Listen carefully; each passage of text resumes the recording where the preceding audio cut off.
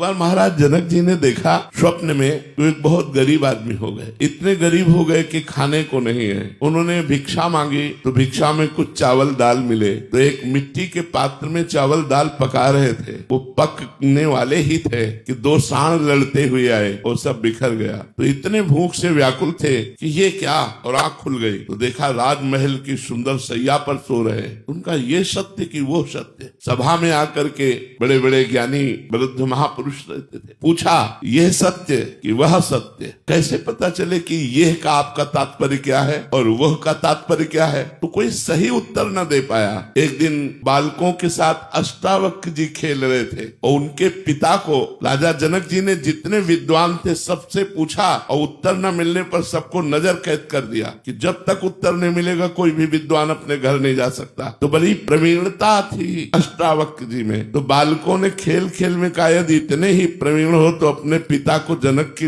नजर कैद से छुड़वा लो। तो माँ के पास गए और उनका आज तक आपने बताया नहीं कि हमारे पिता जनक की नजर कैद में है, मैं अभी जाता हूँ। तो उनका बेटा पति तो गए ही और तुम भी हमारे पास कौन रह जाएगा? उन्होंने कहा माँ मैं समस्त विद्वानों को एक क्षण में छुड़वा दूंगा। अष्टावक्र जी गए तो सभा में जे ही पहुंचे तो अष्ट जगह से टेढ़े थे, तो चाल तो बड़ी, तो सब हंस पड़े। तो उन्होंने जाते ही कहा जनक की सभा में हमने सुना था ज्ञानी है, लेकिन यहाँ तो हमें कोई ज्ञानी दिखाई नहीं दे रहा। तो जनक जी ने कहा आप सभा को ऐसे कैसे संबोधन कर सकते हैं कि यहाँ कोई ज्ञानी नहीं? बोले आप लोग पहले हमें बताओ हंसे क्यों? बोले आपको 8 जगह से टेढ़ा देखकर। तो बोले आत्मा को देखने वाला ज्ञानी और शरीर और हड्डियों को देखने वाला ज्ञानी। बोल जनक तेरा प्रश्न क्या है? अष्टावक्र जी गुरु हैं जनक जी के। जनक जी ने कहा ये सत्य कि वो सत्य? तो सीधे एक शब्द में उत्तर दिया, ना ये सत्य और ना वो सत्य। जो जागृत है वो तुम्हारी स्वप्न अवस्था में असत्य हो गया, और जब जागृत में आए तो स्वप्न अवस्था असत्य हो गई। इसलिए न जागृत सत्य न स्वप्न सत्य।